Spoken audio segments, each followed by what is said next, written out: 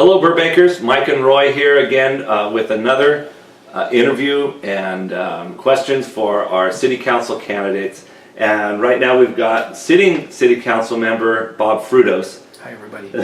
And Bob has agreed to answer our questions that Roy and I came up with along with the help of our group Save Burbank Neighborhoods. Concerns to us, issues that we're following and have questions about. So Bob, if you're ready, we'll get right down to asking you some questions. Well, before we start, I just want to say thank you. Thank you so much for giving me the opportunity to address the important questions, because I still will probably wear my Save Our Burbank Neighborhoods shirt that you sold to me. But the bottom line is... It was only cost. No profit was made. No. The bottom line is... Does it still fit? A little tight. But the bottom line is, I totally believe in being accessible and being engaged in dialogue, to answer questions, to maybe educate. And I also like to be educated what the pulse is that maybe I don't know, to better assist me, to better represent everybody and make better decisions on the dais or implement new policies, new decisions. To me, this is important. So thank you, both of you and your family, for allowing me in your home, and I'm ready for the first question. All right. Well, it's a real hardball one. Yeah. Ave Maria Santa Cruz. Oh yes, yeah. 3 Hail Marys. What do you love about Burbank? Let's start with that. You know what? I moved to Burbank in 1992. I wanted to live in a smaller community outside of Los Angeles, and being a Los Angeles police officer at the time, I knew Burbank was a great location because of its services. I have not been blessed yet with children, but I knew Burbank schools were the best. Two, I wanted to come to a more quiet, involved community where we know each other. We can work through difficult situations together. And as a police officer, I want to be able to walk down the street and say hi to my neighbors and be a regular person instead of always being a policeman. So this became the ideal location to move into, take care of my aging mom. It's just my mom and my wife and I. But you know what? When you think about that in this city, if you call a cop and you have an immediate threat, you know, there's a bank robber, there's somebody breaking in your door, 3.8 minute response time. And being a Los Angeles police officer, you're lucky to get us there in 7. And for a routine phone call that comes to the department that, hey, we need a cop to see the man, see the woman, barking dog, 15 to 20 minutes. You know what? You don't get that in any other city. Plus, Burbank is a traditional small town city. And that's what I love about here. And this is another example. You, the residents, picked up the phone and said, hey, Bob, are you willing to meet with us? Let us take the questions. We're going to play the whole interview through to inform the public. To me, that's community involvement. That's why I'm here. And that's why I feel very blessed to be here. And that's why I love Burbank. And Bob, I'm going to interrupt a little out of order here. I agree with you in a way. I don't know if Mike and I could have pulled this off in LA, calling all the candidates running for city council and say, hey, why don't you stop by my kitchen and we're going to videotape the 10 questions. I don't know if we get all the candidates like we have. Yeah. All 8 have responded, obviously including you. Thank you for responding. And this is great. So we're going to piggyback on that. That's why we love it here too. And especially a sitting council member, you know, to get you to come and agree to answer our questions. We appreciate it. And leads me to the next question. As a sitting council member, you'll have a different response than some of the other candidates. But the question is, why are you running for city council? You know what? I first want to thank the voters that supported me, including you guys. Yeah, we sure did. I remember seeing you guys in my neighborhood campaigning for me.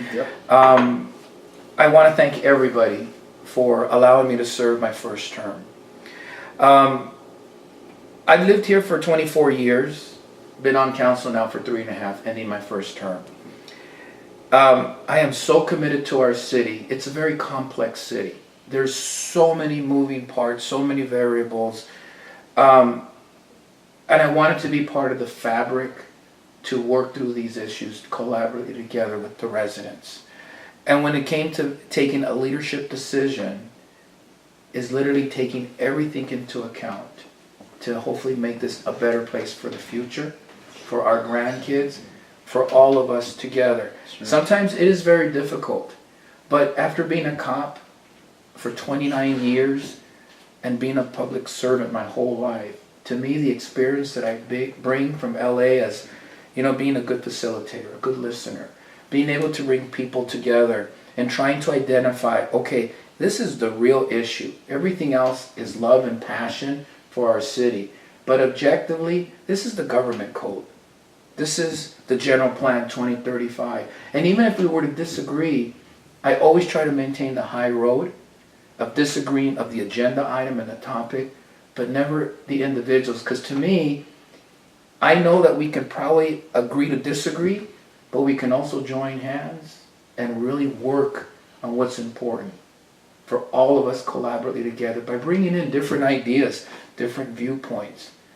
That's why I love being on council, and that's where I think my background and expertise comes into play, because it's not about having the same 5 members with the same ideas, same views, same economic background or educational background, but it's really about different perspectives and having the 5 council members really working hard and collaborating and finding common grounds on what's the good for the people. That's why I love serving on council, and that's why I'm asking to be allowed the privilege to be your representative for another term. Thanks. Bob, how much time do you see yourself reading each week to prepare for a city council meeting? Wow. That's kind of a loaded question, but... Well, my packet shows up on Thursday nights, and it varies if we got a public hearing or it's just a general council meeting. But I'm a very structured guy where, especially now that I'm retired, Friday I start studying and preparing. I start writing notes. I start putting yellow stickies in my spare room of what I got a question on, and okay, I got a brain fart, let me come back later and revisit it again. But I generally take whatever time it takes to get educated, to maybe call staff, or maybe talk to a few community members that, this is going to happen in your neighborhood. Are you aware of this? What do you think? Well, I don't, blah, blah, blah. But I make my time available. When I was blessed to be the mayor, I retired. And the reason why I retired is because of my commitment to we the people, all of us, to not shortchange the community and really put the time and energy to be the best mayor you've ever had and to be the best elected official you ever had, to always put the city first. I had no problems retiring, but that's where my commitment is. Whatever it takes to read, to study, to ask questions of staff, to maybe do my own Google searching on maybe best practices in other cities if I don't agree with the staff report. But I generally come Friday, Saturday, Sunday, Monday, I'm focused to prepare to the best of my ability, to the best information. But I generally don't make up my mind until I hear whether it's public comment or I hear the debate going on with the other council members. Well, speaking of other council members, what is your impression of the city council as it is now? And would you like to see any changes in it? Tough question for you. It's a very loaded question. I only look at myself as hopefully an example. Whether I was the mayor, it's about treating the public with respect, giving them the desired time that they need. And sometimes when I was mayor, they couldn't get their thoughts right, understanding how intimidating it is to be at the podium and you got 5 people staring at you, you're not on television. It's not natural for a lot of people.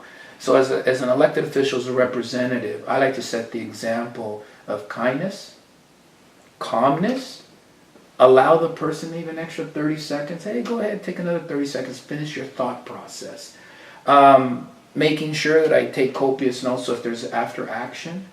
And as a council member, is being respectful to the other council members, to listen to their points of view. And if I don't agree with their point of view, always take the high road and only discuss the point of view, whatever's on the agenda. When I was mayor, sometimes I had to be referee against the other council members, because sometimes when you're on council, it becomes a full contact sport, because everybody's going. But as mayor, I always try to be fair, so every council member is treated with respect, their voice is heard, and when a vote's taken, it's taken. But if that community member comes back the following week, I owe it to them. This is your time. First Amendment right. Please, there's the mic, and I pay attention to you. And sometimes I put my head down and take copious notes because they've said some things that I want to follow up on. Sure. But to me, what's important, and I did it as mayor. I did the first back to City Hall night. Why? Because I wanted to encourage the community with the kids to come back to City Hall. Check out the back offices. Take time to meet your 5 elected officials. Take time to meet your city manager. Back then it was Mark Scott. Take time to meet your city attorney. Take time to meet the city treasurer. Why? Because I believe government can only be as strong as the people allow us to be.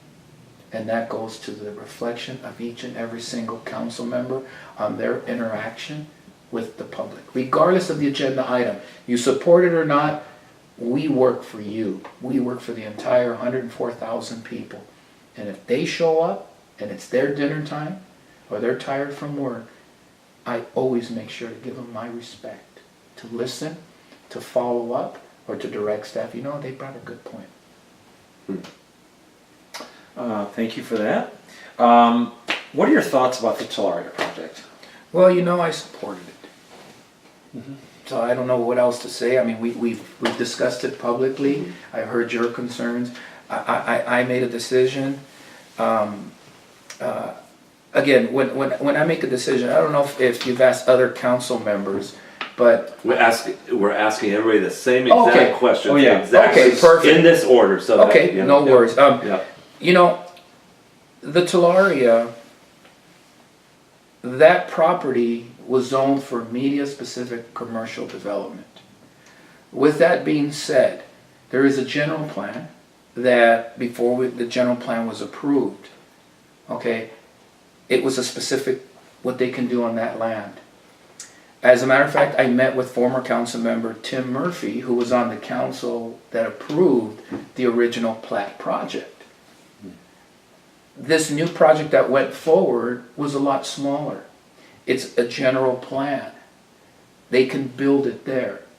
And I knew it was rough for the community to accept that decision. I heard them loud and clear. And every single angry resident from that neighborhood that sent me an email of how disappointed they were with my decision, because I'm accountable to the people, I reached out to them to give them the respect as an elected official, one-on-one or 2 or 3, to explain that this is a zoned area for this type of development. It's actually smaller than the plat project. I heard you loud and clear from the entire city about what is the definition of exceptional project, because I voted the next project down because the people told me, and I heard you guys loud and clear. Once I met with all the neighbors and explained to them in that area, guess what? They understood my decision. But they appreciated that their elected official went in to talk to them and explained why I took the vote that I did. And you know what came out of it? All we wanted since 2002 is cul-de-sacs to prevent cut-through traffic in our precious neighborhoods. And this doesn't go to you personally, Bob, but now you're part of the problem because you're failing to protect our neighborhoods.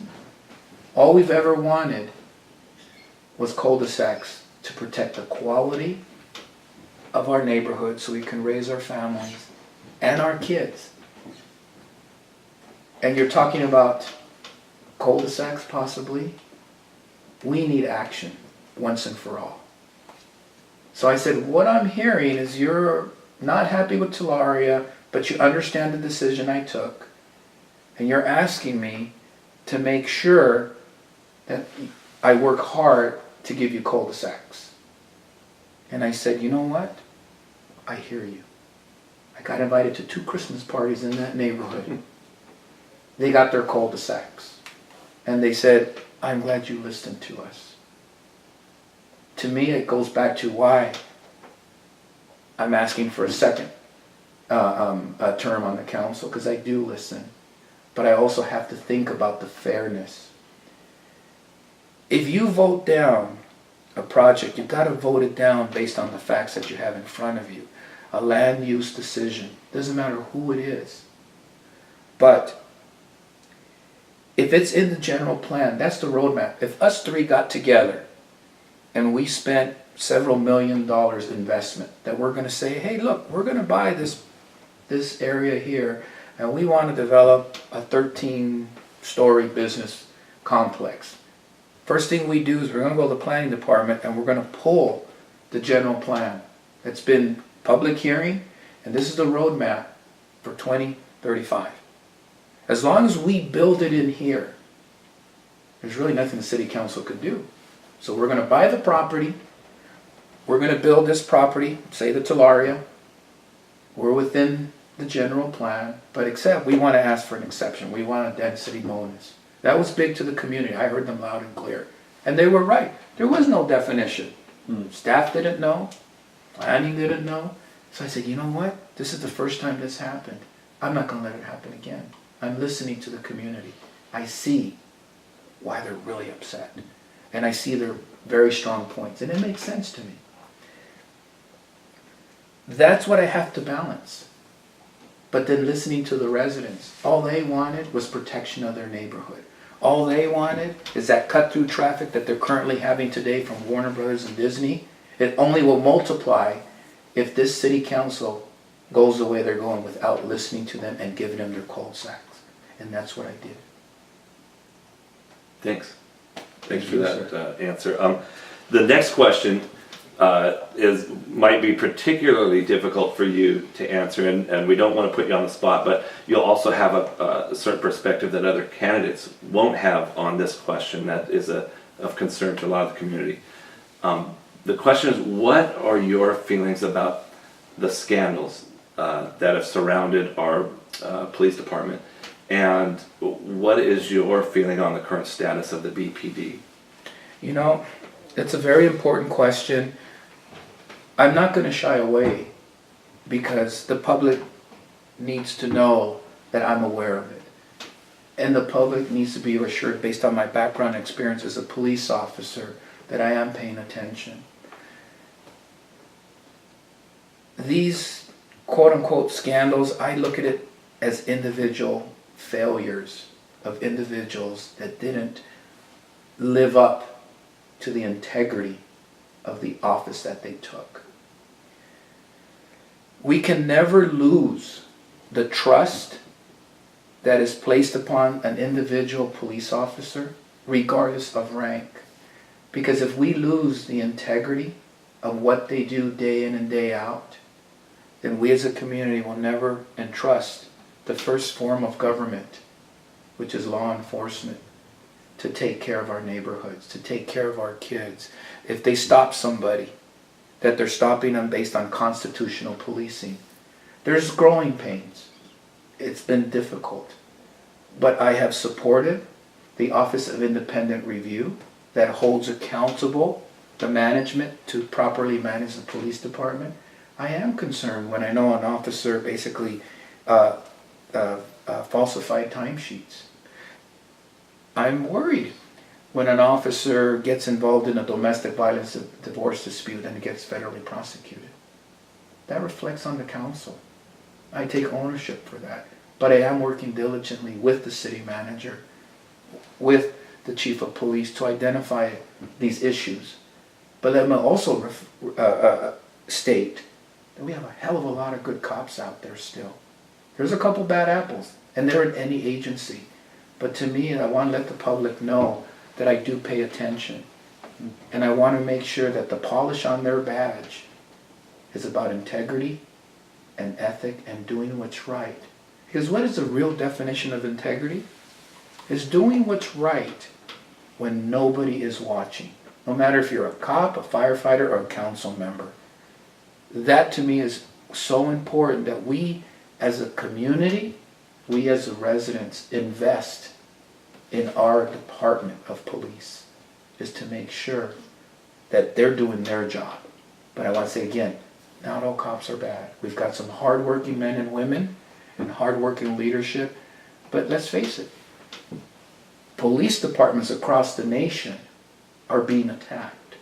People are holding officers more accountable in modern day policing than when I was a young puppy dog back in 1986. Okay?